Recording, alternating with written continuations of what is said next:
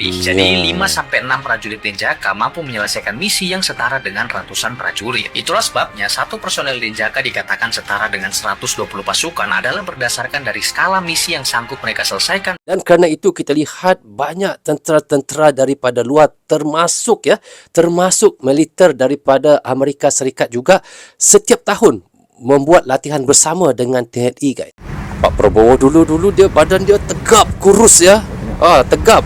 No, lihat badannya guys dulu. Mereka tak sekadar menembus medan musuh. Mereka menembus waktu sejarah dan luka yang tak pernah benar-benar sembuh. Banyak prajurit tak kembali. Banyak istri menanti dalam hening. Tapi mereka tak pernah mati. Mereka hidup dalam tanah yang mereka bela dalam merah putih yang tak pernah runtuh. Ini bukan soal invasi, tapi tentang sumpah setia untuk negeri. Tanpa ragu, Prabowo langsung menampar Komandan Delta Force hingga tersungkur dan berkata, "Jangan pernah meremehkan negara dan pasukan kami. Kami mengusir penjajah hanya dengan bambu runcing." Rozul Channel. Walaupun melawan 300 orang pasukan Frivilin, tentara ini pantang mundur. Inilah kisah Pratu Suparlan, Rambu Kopassus membantai pasukan komunis Frivilin. Aksi Pratu Suparlan bermula saat ia berpatroli bersama pasukan kecil di bawah pimpinan Letnan Poniman Dasuki di wilayah kompleks Liasidi. Secara mengejutkan, pasukan kecil Kopasanda, sekarang Kopassus, tiba-tiba dihadang sekitar 300 anggota Frivilin bersenjata. Gerak kejut pasukan Frivilin membuat pasukan kecil Kopasanda terjebak di sisi jurang. Poniman kemudian mendapati ada celah bukit untuk menyelamatkan diri. Poniman lantas membantu anggotanya yang terluka melewati celah bukit yang sempit. Tak disadari, Pratu Suparlan tak tampak dalam barisan kelompok yang baru saja menyelamatkan diri. Ternyata, di saat yang bersamaan, Suparlan tengah berjibaku dan mati-matian menahan serangan pasukan Frivilin. Hujan peluru menghantam tubuhnya. Tak peduli dengan gelondongan peluru musuh, Pratu Suparlan tetap memberikan perlawanan tanpa ampun hingga amunisinya benar-benar habis. Dalam kondisi luka parah dan amunisi kosong, Pratu Suparlan tak mengendurkan perlawanan. Ia berlari ke semak belukar dan kemudian menghunuskan pisau komandonya ke tentara Frivilin. Disebutkan, 6 anggota Frivilin tewas setelah dilumpuhkan Pratu Suparlan menggunakan pisau komandonya. Sisa tenaga Pratu Suparlan terkuras habis, hujan peluru musuh pun kembali mengenai tubuh dan membuatnya kekurangan darah. Dalam kondisi duduk, Pratu Suparlan dikepung musuh yang mengarahkan tembakan ke lehernya. Kendati sudah terpojok dan tanpa kondisi yang memungkinkan, Pratu Suparlan ternyata tidak kehabisan akal. Sebelum akhirnya mengembuskan nafas terakhirnya, Pratu Suparlan mengambil granat di saku tangannya. Ia kemudian melompat ke kerumunan musuh. Ia berteriak, "Allahu Akbar!" Allahu Akbar. Okey, kita baca sedikit. Kelima anggota Kopasanda yang selamat melihat langsung detik-detik terakhir perlawanan Pratu Suparlan. Mereka kemudian meminta bantuan tim lain dan menyerbu musuh. Wow, luar biasa guys ya.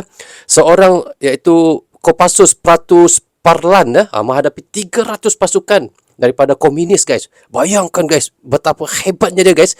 Inilah Kopassus yang saya katakan, seorang TNI Kopassus bisa untuk menumpaskan 300 komunis. Ini luar biasa guys. Luar biasa kehebatan Kopassus ya. Kita lihat next video guys. Bagaimana cara tentara mampu mengukur kemampuan satu prajurit Denjaka yang setara dengan 120 pasukan tentara biasa? Apakah benar Denjaka memiliki kemampuan yang setara dengan 120 pasukan? Jawabannya adalah benar. Denjaka punya kemampuan yang setara dengan 120 prajurit biasa dan begini. Kita lihat guys ya. Bagaimana untuk mengirakan satu orang Denjaka guys bisa menumpaskan 120 musuh. Bagaimana? Bukannya katanya tadi bukan kerana daripada fizikal kekuatannya, tetapi kita lihat bagaimana caranya. Cara mengukur kemampuannya. Kalau disebut seperti pernyataan di atas, pasti banyak yang berpikir kalau satu prajurit Denjaka mampu baku hantam dengan 120 pasukan biasa. Bukan begitu cara mengukurnya. Anggaplah markas ini adalah sasaran prajurit TNI yang memiliki 300 tentara musuh di dalamnya, yang seharusnya untuk melumpuhkan mereka dibutuhkan alutsista yang banyak dan setidaknya 200 hingga 300 personel TNI. Namun tidak mungkin pemimpin pasukan akan memerintahkan ratusan personel TNI untuk menyerang secara brutal dan mengakibatkan kehilangan banyak prajurit. Nah, disitulah peran 5-6 prajurit pasukan khusus seperti Denjaka diterjunkan untuk melumpuhkan secara senyap, infiltrasi, mengambil aset penting atau melumpuhkan target utama dengan gaya bertempur yang lebih rapi. Jadi 5-6 prajurit Denjaka mampu menyelesaikan misi yang setara dengan ratusan prajurit. Itulah sebabnya satu personel Denjaka dikatakan setara dengan 120 pasukan adalah berdasarkan dari skala misi yang sanggup mereka selesaikan dan bukan diukur dari kemampuan berkelahi dengan 120 pasukan. Bagaimana cara tentara? Katanya tadi bukan satu orang Denjaka bertumbuk ataupun baku hantam sendirian, bukan. Tetapi ini adalah dikirakan begini. 300 musuh dihantar 5 ataupun 4 orang, iaitu daripada Denjaka untuk menghapuskan musuh itu. Jadi disetara begitulah yang dikirakannya. Jadi mereka ini, Denjaka ini, kita tahu mereka adalah komando yang sudah terlatih. Mereka akan menyesuaikan diri mereka untuk melawan musuh 300 orang. Walaupun mereka dihantar 5 orang saja ya. Mereka sudah dilatih, mereka sudah diajar bagaimana untuk menumpaskan 100 musuh, 200 musuh dalam 5 orang Denjaka sahaja. Dan kerana itu kita lihat banyak tentera-tentera daripada luar termasuk militer daripada Amerika Serikat juga setiap tahun membuat latihan bersama dengan TNI guys. Ini yang kita lihat. Ini sebabnya ya. Prabowo Subianto sewaktu muda. Wow. Bapak Prabowo ketika muda saat bertugas di Kopassus ya. Apel gelar pasukan Komando Pasukan Khusus Tentara Nasional Indonesia Armada bersama. Oh. Pak Prabowo dulu dia badan dia tegap, kurus ya. Tegap. Lihat badannya guys dulu. Mantap ya. Inilah Bapak Prabowo dulu guys. Tetapi sekarang dia sudah jadi presiden, badannya agak gemoy lah. Tetapi tetap presiden Indonesia yang mantap ya. Tetapi kita tahu Bapak Prabowo ini adalah seorang mantan Kopassus. Dan begitu juga dengan iaitu Pak Luhut. Saya baru tahu juga Pak Luhut adalah seorang mantan Kopassus juga guys. Saya pernah reaction ya. Tahun 1873, Cut Nyak Dien. Aceh bukan lagi tanah, tapi lautan api. Belanda datang bawa senjata, berniat menghancurkan tanah air. Mereka tidak tahu bahwa ada sosok wanita yang siap mempertaruhkan nyawanya demi bangsa, yaitu Cut Nyak Dien. Lu pikir perempuan cuma bisa waktu dijajah? Lu salah besar. Perempuan ini kehilangan suami, anak, bahkan rumahnya dibakar di depan mata. Masya Tapi Allah. dia nggak tunduk, dia nggak tebak. Sangat banyak orang pilih diam. Dia angkat rencong, pakai tangan sendiri dan nyatakan perang. Bukan karena dia kuat, tapi karena hatinya udah habis dilindas sejarah. Yang tersisa cuma satu, amarah yang disucikan oleh kehormatan. Ini bukan film, ini bukan dongeng, ini kisah nyata. Cut Nyak Dien, ibu segala luka. Wanita yang ditakdirkan ditakuti oleh penjajah. Ini guys kita lihat, iaitu seorang wanita, bisa kita katakan seorang pahlawan wanita daripada Indonesia ya, yang berasal daripada Aceh guys, iaitu Cut Nyak Dien. Namanya memang sangat terkenal di Indonesia, bagaimana seorang pahlawan wanita yang tidak duduk diam apabila untuk menentang penjajah-penjajah yang datang ke Indonesia guys. Kita lihat, kita ada Kopassus, kita ada Denjaka, kita ada berbagai-bagai lagi pasukan-pasukan yang kuat sekarang ini. Tetapi ketika dahulu ada seorang pahlawan wanita daripada Indonesia yang benar-benar guys, bagi saya ini kekuatan yang luar biasa. Kekuatannya itu mentalnya, fizikalnya ya, daripada nyalinya memang sangat luar biasa guys. Menjadi sejarah untuk Indonesia, iaitu Cut Nyak Dien guys. Kalau teman-teman tahu lagi ceritanya bagaimana, teman-teman bisa komen di bawah komentar guys. Tahun 1975, Timor ditinggalkan penjajah Portugal. Tanpa kendali, faksi-faksi bersenjata saling memperebutkan kekuasaan. Salah satunya, Fretilin mendeklarasikan kemerdekaan dan diduga membawa ideologi komunisme. Di tengah gejolak Perang Dingin, Indonesia merasa ancaman itu terlalu dekat. Maka lahirlah sebuah misi militer besar, Operasi Seroja.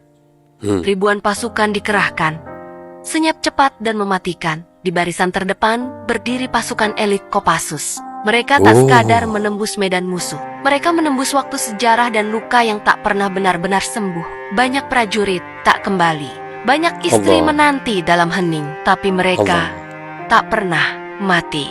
Mereka hidup dalam tanah yang mereka bela dalam merah putih yang tak pernah runtuh. Ini bukan soal invasi, tapi tentang sumpah setia untuk negeri, untuk keluarga, untuk kemerdekaan. Guys, inilah kita lihat, iaitu pejuang-pejuang untuk kemerdekaan Indonesia ya. Walaupun mereka sudah tiada, tetapi dikatakan di dalam konten ini guys, dan disebut mereka tidak pernah mati. Maksudnya jiwa mereka, roh mereka, jasa mereka tetap masih hidup sehingga sekarang. Bagaimana Indonesia merdeka guys, itulah perjuangan yang mereka lakukan untuk merdekakan Indonesia sehingga hari ini, guys? Semuanya berawal dari permintaan PBB untuk menjaga perdamaian di Kongo, sebuah negara yang saat itu tengah dilanda perang saudara yang kejam. Indonesia, sebagai bagian dari misi penjaga perdamaian, mengirim tim elit Kopassus dengan kode nama kontingen Garuda 3. Pada suatu malam yang sunyi, tiba-tiba markas pasukan Garuda diserang oleh para pemberontak dalam serangan mendadak yang brutal. Dalam kekacauan itu, banyak dari anggota pasukan Garuda yang terluka. Pasukan Garuda segera menyusun strategi cerdas. Kali ini bukan hanya serangan fisik, tapi perang psikologis. Pasukan Garuda 3 menyusun rencana untuk menyamar sebagai hantu putih yang ditakuti oleh penduduk setempat. Dengan mengenakan pakaian serba putih yang menyatu dengan kabut malam, mereka bergerak dalam diam, menyelimuti kegelapan. Para pemberontak, yang melihat sosok putih mencekam tersebut, diliputi ketakutan. Mereka mengira sedang berhadapan dengan makhluk gaib. Dan dalam hitungan 30 menit, pasukan hantu putih berhasil merebut markas pemberontak tanpa perlawanan berarti. Ternyata orang-orang yang kuat-kuat, orang-orang yang ganas, orang-orang yang jahat ini takut juga hantu, ya. Jadi ini yang dilakukan oleh Kopassus untuk menghalau mereka, guys. Dan inilah kita lihat kemenangan Kopassus di Kongo, menghalau iaitu pasukan pemberontak di Kongo dengan hanya menggunakan iaitu kain putih seperti makhluk gaib ataupun kita sebut hantu lah. Itu yang ditakutkan oleh pemberontak di Kongo. Ganas-ganas jahat-jahat pun takut hantu, ya.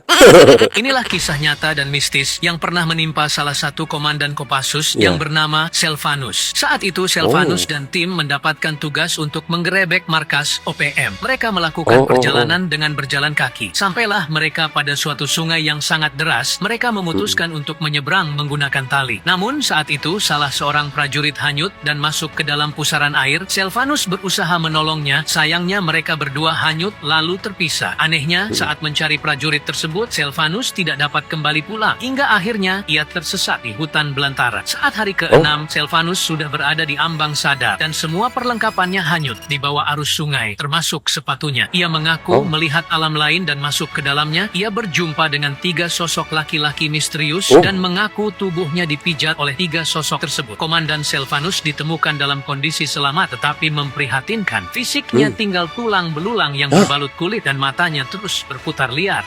Wow, guys, ternyata Kopassus ini ada berbagai-bagai yang mereka hadapi. Bukan saja daripada musuh manusia, malahan mereka juga pernah diganggu oleh, kalau kita sebut, orang-orang alam bunian begitu juga, ya.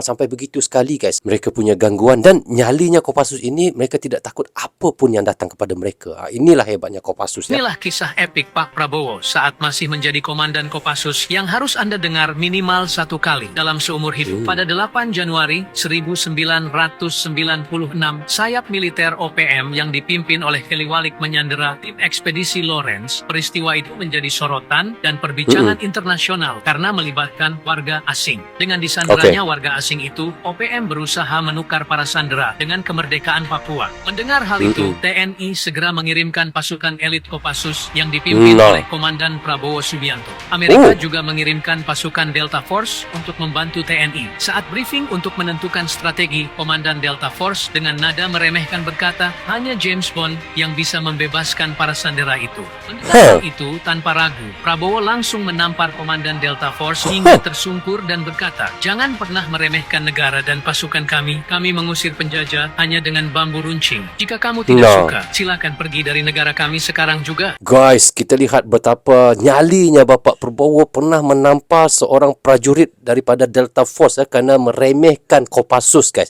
Tetapi memang patut pun, guys. Kalau saya berada di tempat Bapak Prabowo pun akan melakukan perkara yang sama, ya, apabila kita lihat TNI kita, ya, iaitu Kopassus kita yang diremehkan oleh pasukan daripada luar negara. Tambah-tambah lagi Delta Force begini, ya. Tampar terus, guys. Pitam. Inilah kejadian di luar nalar manusia yang dialami anggota Kopassus bernama Letnan Damar saat sedang sholat di tengah hutan belantara Sumatera. Saat itu Letnan Damar sedang menjalankan misi pengintaian di tengah hutan belantara Sumatera. Di sela-sela tugasnya, ia tidak lupa kewajibannya sebagai seorang muslim. Saat waktu menunjukkan pukul 10 malam, Letnan Damar berniat untuk sholat Isya. Ia lalu mengambil air wudhu dari rawa-rawa, kemudian sholat di bawah pohon besar. Dengan sniper sniper tersandar di dekatnya, ia mulai menghadap kiblat berdasarkan arah kompas kecil yang selalu ia bawa. Allahu Akbar, ucapnya memulai sholat. Namun di tengah-tengah sholatnya, tiba-tiba ada makhluk dari balik semak-semak. Ternyata seekor harimau besar muncul dari balik semak-semak dan berjalan perlahan ke arahnya. Harimau itu berhenti sejenak dan jarak mereka tidak lebih 5 meter. Harimau itu menatap tajam Damar dan memahami apa yang sedang dilakukannya. Endingnya, harimau itu pergi setelah beberapa saat di dekat Damar dan tidak jadi menerkam Damar ketika sholat. Guys, kita lihat ya, seorang Kopassus yang mau sholat Isya dan datang seekor harimau guys, mahu menerkamnya. Tetapi tidak jadi karena melihat Kopassus ini sedang sholat dan dia tidak jadi dan terus berlalu pergi begitu saja guys. Wow. Pasukan Katak adalah satu-satunya satuan elit di tanah air berkemampuan tempur 4 media, yaitu di darat, 4 media, udara, permukaan laut, serta bawah laut. 4 media bisa. Tidak mudah menjadi prajurit Kopaska. Dari sekian banyak pelamar, hanya tersisa sedikit yang mampu menyelesaikan pendidikan Kopaska. Setelah sekitar 6 bulan mengikuti pelatihan komando darat serta udara, kini saatnya para siswa calon prajurit Kopaska memasuki fase pasukan Katak sesungguhnya, yaitu fase laut atau kekopaskaan. Pada fase ini, tiap siswa diajarkan cara bertempur di lautan, mulai dari penyusupan bawah air, sabotase, hingga anti-teror maritim. Tahap awal fase laut adalah latihan teknis maritim interdiction operation atau MIO. Intinya, MIO merupakan penanganan semua tindak kejahatan. Komando pasukan Katak yang sangat hebat. Dan kalau kita lihat Kopassus pun hebat, tidak kurang hebat Kopassus. Tetapi Kopaska ini dia bisa 4 media guys. Luar biasa guys. Laut bisa, udara bisa, dalam air bisa. Inilah pasukan-pasukan komando yang ada di Indonesia ya. Mari ini memarahi tentera Australia kerana masuk kem TNI tanpa izin.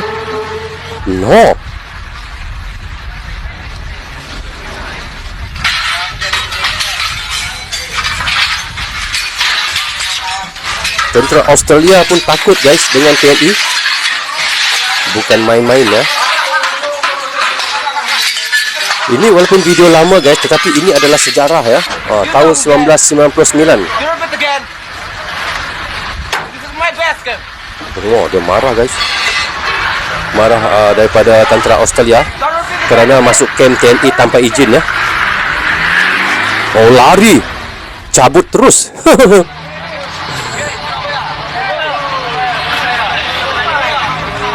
Tanggal 24 September 1999 ya. Ini Brimob Polri. Ini memang latihan ini bukan latihan yang biasa-biasa ya. Ini latihan yang paling bahaya sekali ya. Di sebelah aja peluru guys. Ini kalau silap daripada yang menembak di atas itu, ke alam lain terus. Gila. Oke guys, seperti yang kita reactionkan tadi, kita lihat iaitu kalau bukan lihat sendiri guys, pasti susah untuk kita percaya. Tetapi inilah kenyataannya. Satu prajurit TNI Indonesia bikin gegar dunia guys. Dalam sebuah simulasi tempur gabungan, kita lihat tadi prajurit ini berhasil menaklukkan 300 lawan sekaligus. Bukan pasukan biasa, tetapi unit-unit elit daripada berbagai negara. Aksinya bikin semua yang nonton jadi bengong ya. Bahkan ada yang pihak sampai menyebut kekuatan TNI ini seperti pasukan setan ya. Bayangkan sampai begitu sebutan daripada pasukan-pasukan luar negara ya. Kerana terlalu brutal dan sulit dikendalikan, dan pantaslah kekuatan TNI masuk peringkat ke-13 dunia di dalam global firepower yang kita tahu sekarang ini ya. Jadi nggak cuma soal kekuatan fizik guys, tetapi juga strategi dan ketenangan. Kita lihat ketenangan para prajurit ini benar-benar di luar nalar ya. Gerakannya cepat, kita lihat tegas dan taktis, tiap langkahnya mematikan. Dan tiap keputusan bikin lawan kelimpungan. Jadi komandan-komandan asing yang menyaksikan langsung aksi ini pun kita lihat sampai terdiam. Saya sendiri yang mereaction pun terdiam guys, melihat bagaimana aksi TNI ya. Mereka mengaku belum pernah melihat skill tempur sebrilian dan seganas ini dari satu orang saja guys. Jadi momen ini langsung viral di jagat media yang kita lihat di TikTok, di mana-mana lah. Jadi banyak yang pihak mulai buka mata soal potensi militer Indonesia, terutamanya kekuatan TNI yang selama ini jarang disorot secara global. Yang lebih mencengangkan lagi, prajurit ini disebut masih muda dan punya banyak potensi berkembang. Kalau satu orang aja bisa segila ini guys, kebayang enggak kalau seluruh pasukan digerakkan? Bayangkan guys, ngeri kan? Ngeri banget guys. Bagaimana kita lihat Kopaska, iaitu Komando Pasukan Katak, Kopassus, banyak lagi ya. Kita lihat bagaimana pasukan-pasukan komando Indonesia ini yang memang benar-benar di luar nalar kekuatan mereka guys. Mereka bukan saja kekuatan luar biasa, tetapi nyali mereka itu yang kita tidak dapat ikut ya, seperti kita orang biasa ini. Jadi guys, bagaimana pandangan teman-teman tentang TNI Indonesia guys, ataupun TNI Indonesia yang disebut-sebut oleh dunia sekarang ini kekuatan yang sangat luar biasa. Walaupun di tangga ke-13 di dalam Global Firepower, tetapi sebenarnya kekuatan mereka itu sudah setara, lebih hebat daripada kita lihat daripada tentera-tentera AS, tentera-tentera Rusia ya. Ini apatah lagi kalau Gurkha, bisa kita katakan Gurkha adalah antara pasukan yang kuat di dunia, tetapi apabila bertemu dengan Kopassus pun boleh kalah. Itu Gurkha guys. Jadi guys, bagaimana pandangan teman-teman? Teman-teman bisa komen di bawah komentar. Rasanya sampai di sini saja reaction kita kali ini. Apapun saya ucapkan terima kasih kepada anda yang sentiasa mendukung Bro Zul Channel daripada dulu hingga sekarang. Dan bagi teman-teman yang baru saja hadir, jangan lupa klik butang subscribe dan klik tombol loceng, tanda dukungan teman-teman kepada Bro Zul Channel. Yang baik sebenarnya datang daripada Allah SWT. Yang salah dan silap datangnya daripada saya sendiri. Assalamualaikum. Goodbye. Bye-bye.